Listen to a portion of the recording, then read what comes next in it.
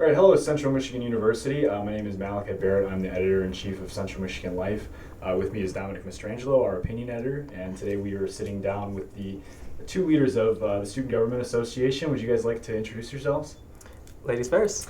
Yeah, I'm Maggie Blackmer. I'm the Vice President of the Student Government Association. And I am Chuck Mahone. I'm the President of the Student Government Association.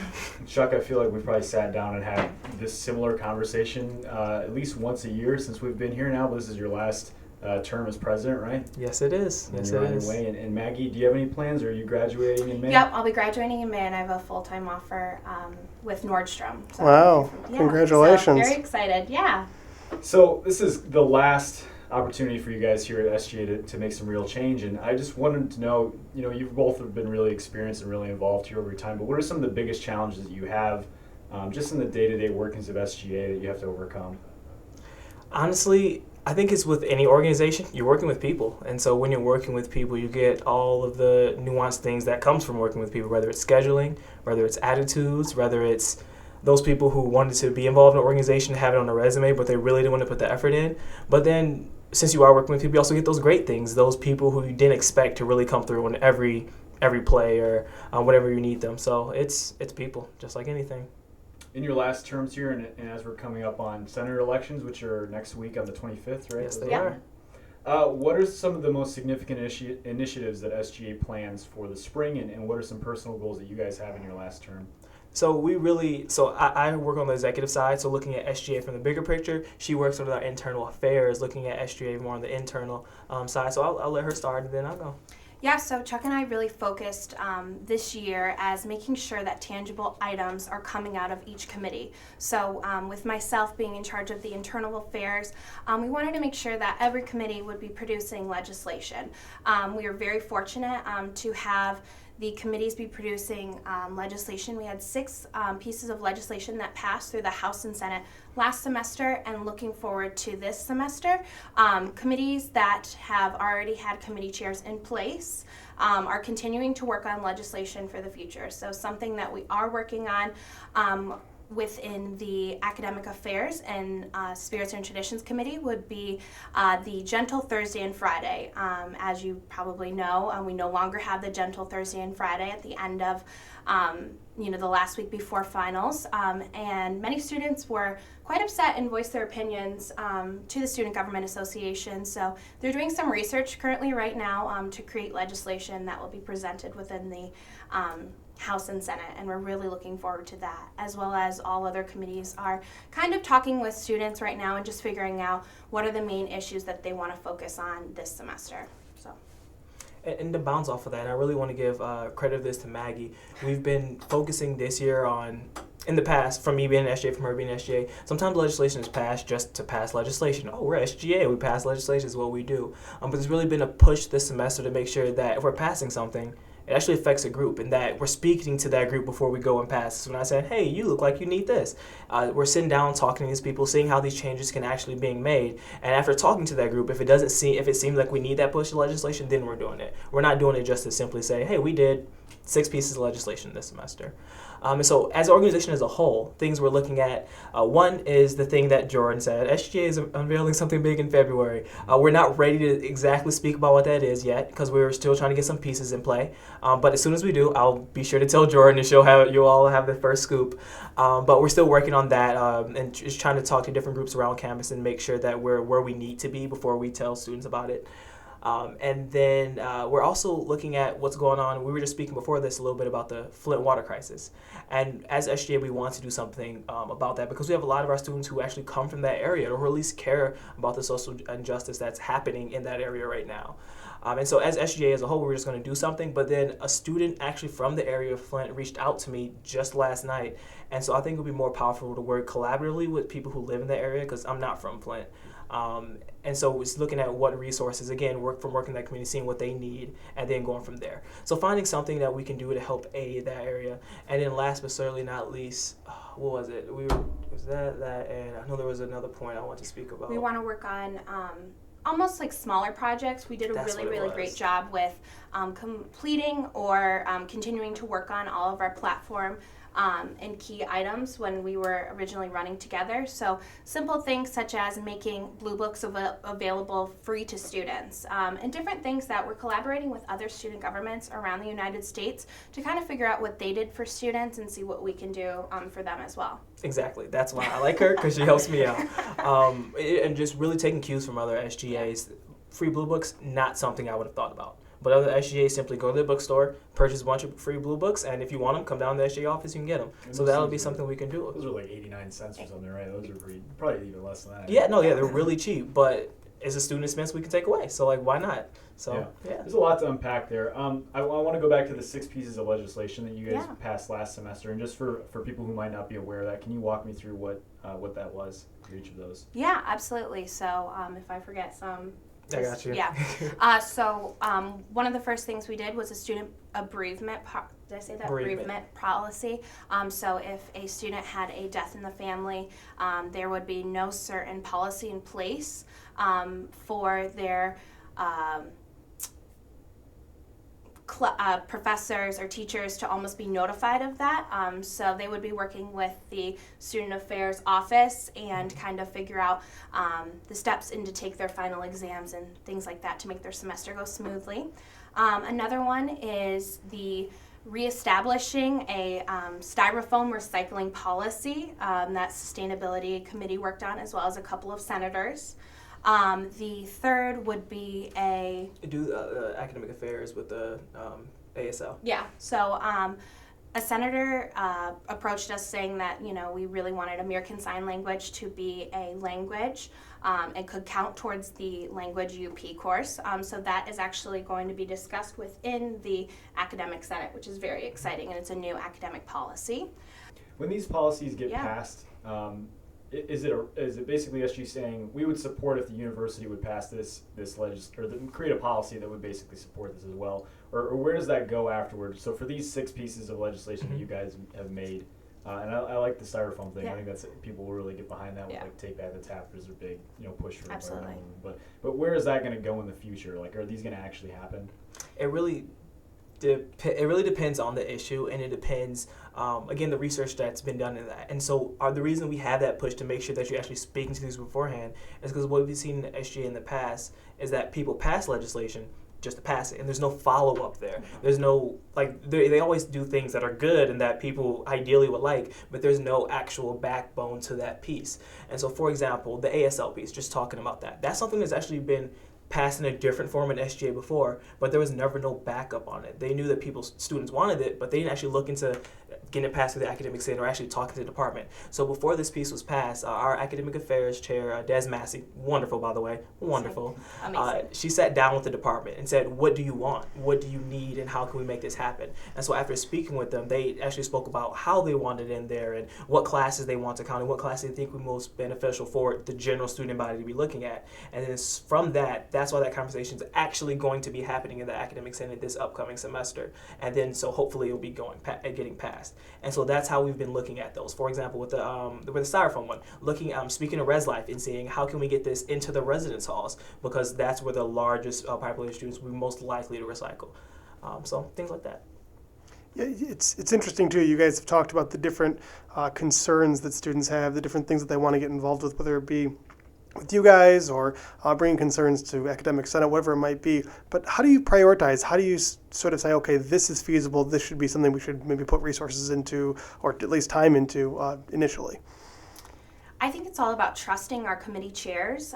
When we have issues that are brought to myself or Chuck, or just in general to the Student Government Association, we inform our committees itself. And our first meeting on Monday will be a lot of brainstorming, being a lot of issues that are on the minds of students. And that's when the committees almost kind of prioritize, what they're truly passionate about. Obviously, they are there to represent their organization or their college and demographics. However, we want to make it enjoyable for them, and we want them to be passing legislation that they're truly passionate about. So if something was, kind of went through the cracks or anything like that, that would be up to myself, Chuck, our rest of our e-council to kind of take the reins and work on a project ourselves. And I think we've done a really good job with that, especially trusting our committees and ensuring that they are producing issues and concerns that are coming straight from the student body. Chuck, I'll ask a simple question. What do you feel students care about the most? I think it honestly depends on the group of students you're speaking about. Because I think the average CMU student, who aren't super involved, aren't super this, it's just simply the cost of attendance.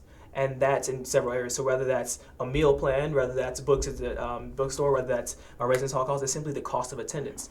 But if you look at the myriad of different groups we have here, so for example, you mentioned Take Back the Tap. They're worried about the insustainability that is CMU in a lot of different ways, how we're investing in companies that are not sustainable, that don't align with our mission statement. So I think it's one of the biggest challenges of being an SGA is how do you discern which, like you said, how do you prioritize which group really needs this now, and how you put that into what you want to work on, I guess. So if your organization is the go-between between the administration and the average CMU student, as you said, is there a legitimate concrete relationship there? How is that built, and when is that useful? Do you mean between the administration or between the Between student? you guys and the CMU administration?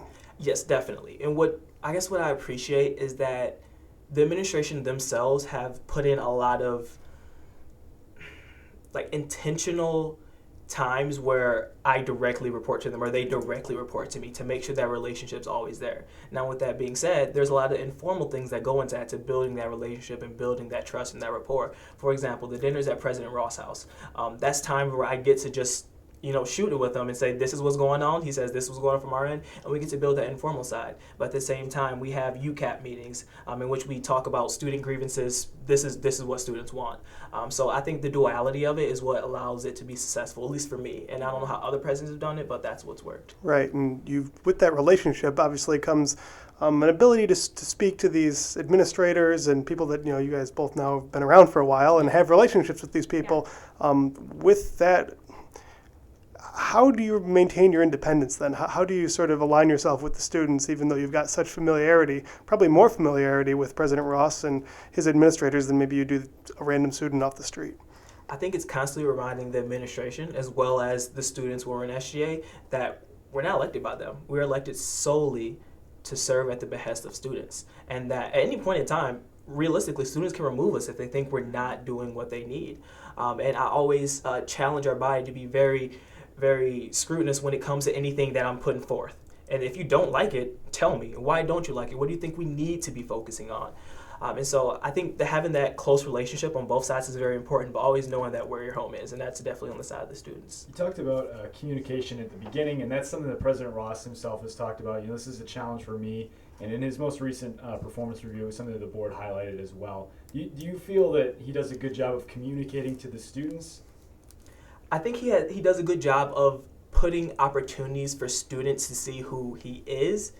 And during that time, sometimes there's lapses in communication. But with that being said, I think if you look comparatively at other university presidents, how many university presidents are eating lunch with students at residence halls, just eating lunch with them to meet with them? How many university presidents would have put themselves in the position to have that conversation that we had back in December, in which he did slip up, but then he recognized it, he owned it, and then we went forward from there.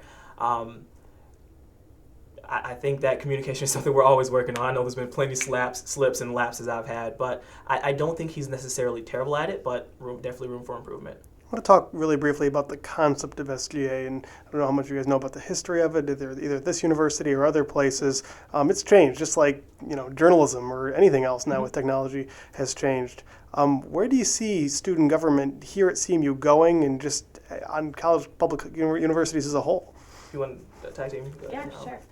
I think personally, especially myself, I've been involved with an SGA for 4 years, you 5. Mm-hmm. Yeah. So collaboratively 9 years. We've seen a lot of different administration, and I think that's what really comes down to it. I think every single president and their team have really taken a twist on what they want the student government to produce. And I think we've done a really good job with making sure that we're listening to the students' concerns and then, taking that feedback in, researching, and then producing things once again. I would like to say that the student government would be able to reach more students in the near future. It is sometimes a little frustrating when, you'll just be talking to a random person, they didn't even know student government existed. So definitely getting the word out there, and I think our new press secretary is doing a great job with that and making sure that people are aware that, the Student Government Association meetings are open to the public, and we want to hear the public's concerns and listen to them. So I think just, creating those lines of communication and making sure that people know that we are here to serve them, for sure. Looking at SGA, not just from a CMU standpoint, but as a whole concept, I guess, as you said, I think that the definition of it's truly changed. It used to be, back in, if you like the 60s or 70s, it was the voice of the students. Because back in the 60s and 70s, people were more politically engaged. They just were. They cared about every single issue that was not just on the ticket or on the presidential election, but generally. They were worried about local elections. They were about who's my mayor. They were worried about who's my SGA president. And so if I have a professor, Thomas Stewart, and he was showing me an SGA rally. And it was like the president came there, and all of Finch was filled. All of Finch was filled because they were protesting the war in Vietnam. Mm-hmm. And this was hosted by SGA, created by SGA. It was so big that the president of the university couldn't ignore it. I would be amazed if we could fill Finch this year over some issue that students feel passionate about. And so realizing that the political landscape has changed, I think that makes us change our tactics. And I don't think it necessarily makes us ineffective. It just it makes us be more wise in how we go about reaching out to students or how we take that input. But the role has definitely changed. It's different, but I think it's still a very important tool. You mentioned the 60s, and I know it's a much different time, but how do you make strides to get as close to that as you possibly can now in 2016?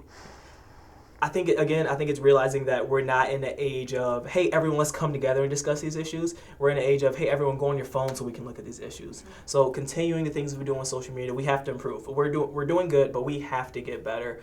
I'm trying to think. What's the organization? There's an organization on campus that can post something, and it immediately gets a ton of likes, a ton of retweets. And I can't think of it off the top of my head, but that's an organization that's been doing that for a while. They didn't start it this year. They've had their social media presence built up over time so that they have that reach and they're able to grab students in that way. And so SGA is an organization that really needs to get to that level so we can make sure we're engaging students and getting their opinion and getting their feedback. Because the reality is, not everyone wants to come to UC Auditorium and go to our meetings. And we realize that. We think it's a great time. You should definitely come. But we realize that not everyone wants to. Not everybody wants to write for the school paper either, so it's okay. We understand. And that's something we talked about last year when we were all in the same room together, is engagement. And at that time, we were having issues with recruitment and things like that too. And social media, I think we had said, was a good way to do that because, one, it's free. Mm-hmm. Two, it's easy. And three, everybody's on it all the time. In the year that's passed since then, can you give me like some tangible numbers about maybe the number of followers that you've gained, or some real measures of how you guys have been putting more focus on that strategy? And to be honest, I think our social media has slipped first semester than it was when we were at the end. I remember going with our previous press secretary, Kyle, and looking at it, and like it's just simply a graph of our followers and our engagements and everything exponentially increased. And then I looked at it this semester, and it didn't plateau. It like actually dipped a little bit, came back up. So it wasn't where we need to be, and that's just being honest. And I don't know if that was, maybe it's because at the end of the semester we were really harping on CPF. And that's something that really engaged students. They were like, we do need more money for our clubs. We do need more for everything like that. And this semester, we're focused more on our platform items. So things like library hours, academic spaces, which aren't as, woo. They're not as sexy. Yeah, they're not as sexy. Exactly. Perfect. Yeah. And so maybe that's what it is. But again, it really falls back on us to make sure we are finding those engaging things to keep our social media engagement up. Briefly, let's talk about the city a little bit and the student population, especially north of campus. Just from either one of you guys, can I get an assessment of the job Ian Elliott has done, and how has that relationship changed maybe since your time here? Okay, Ian is doing phenom. Ian is the best city commission liaison I've ever seen since I've been here at SGA. Seen 5 of them now. Actually, I think I've seen 7 because people turn over or whatever. Ian is doing a great job not only engaging students about those issues, but engaging the city about student issues. And the reality is he doesn't go there and he's not very agreeable. He's very boisterous and loud, and he makes the students' concerns known, but in a way that doesn't alienate those city residents.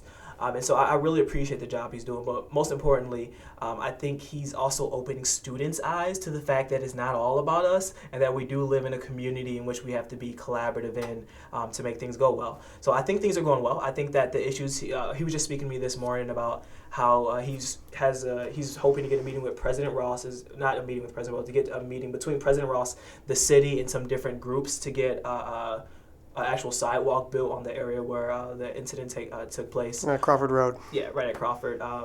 And some things like that. So I think Ian's doing a great job. I think that there's still obviously room for improvement like everything else, but I really, really appreciate the work that he's done for us. I think for that issue in particular, representation, getting someone who represents students is really important because there's such a disconnect between what the residents' images of us really is and who we actually are. Without a doubt. And on that subject of advocating for what students believe in, some on our editorial board wanted to I guess challenge you. They have wondered. They wanted to challenge when we have demonstrations on campus, and I think toward the end of last semester we were pretty active with the Black Lives Matter marches and the Million Student marches and things like that. Some would really like to see you guys step up as having that kind of pulpit to speak on behalf of students, to stand up for some of these issues that you might believe in personally, either on one side or another, kind of throw that weight around a little bit. Right. What's your response to that? I think that's very valid. I remember an article by CM Life at the end of Marie's term, and it was just speaking about how SGA hasn't been active in regards to the political spectrum. And I wouldn't say that that's inaccurate now.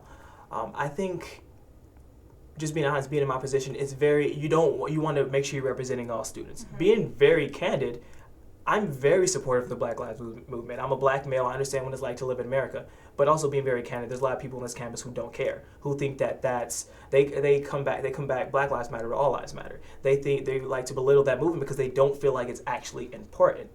And as a representative of all students, it's hard for me to find that space of representing something that I agree with very well. But I have to remember that in this role, I'm not representing myself, I'm representing you all. Mm-hmm. And so I think I've been very careful about when we try to flex our, metaphorical muscles, and I try to keep it on issues that all students generally agree upon, and that's very beneficial for all students, regardless of where they come from, what their experience has been. What about creating forums, like spaces for people to have these discussions and not be on the same side and have a little bit of a more gray argument about things? Mm-hmm. I think the Walking Together panel was great that you were on and you helped moderate, and Stand Up, Speak Out, right? They do a really good job of bringing up a lot of different issues as well. Has SGA created those kinds of spaces for public debate before? We've tried, and I should say we have, but again, it comes down to student engagement involvement. Shayna, working with Maggie, she one of the committees on the Maggie Diversity Committee, Shayna did the Reach Beyond Bias campaign, and I don't know if you all are familiar with that.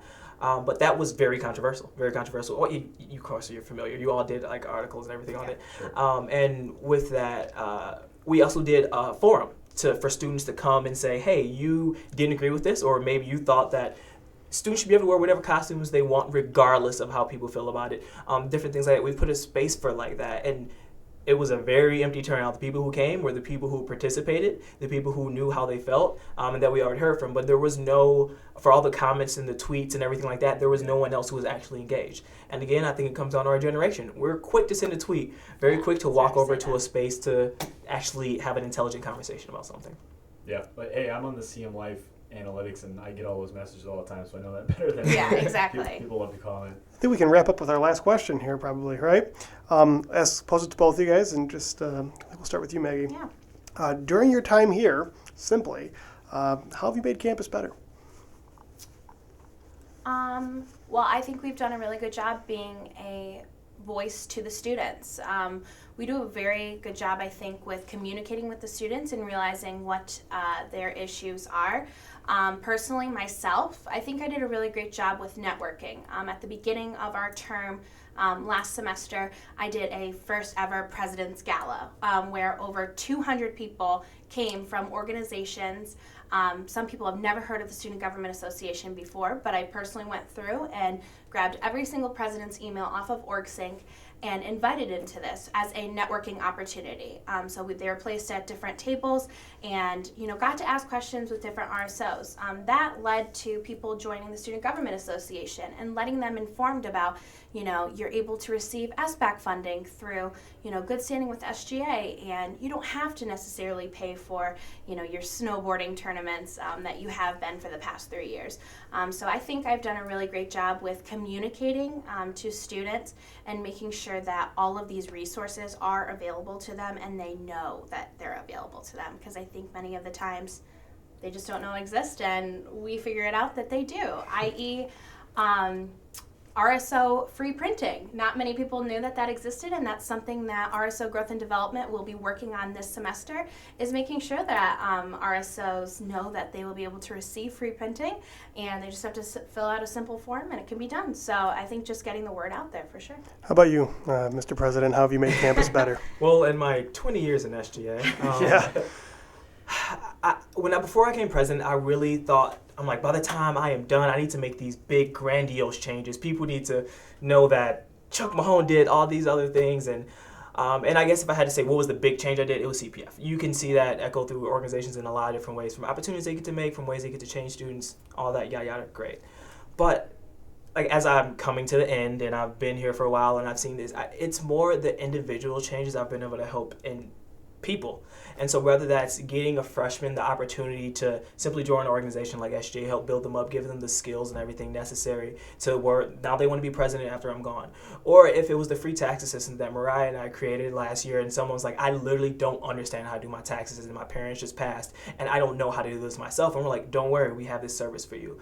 It's those moments that I think that I'm actually gonna remember more so than the drafts of the CPA proposal that I put through or going to the Board of Trustees meeting. So for me, I think it's those smaller, more intimate moments where you actually helped the Chippewa. You don't know about everything else, but you know that you helped that individual. And I think that is what's going to mean the most for my presidency. Great. Well, thank you guys both for being here. Thank you so much. Appreciate your time and answering all of our questions. Thank you for having us. Yeah, thank you.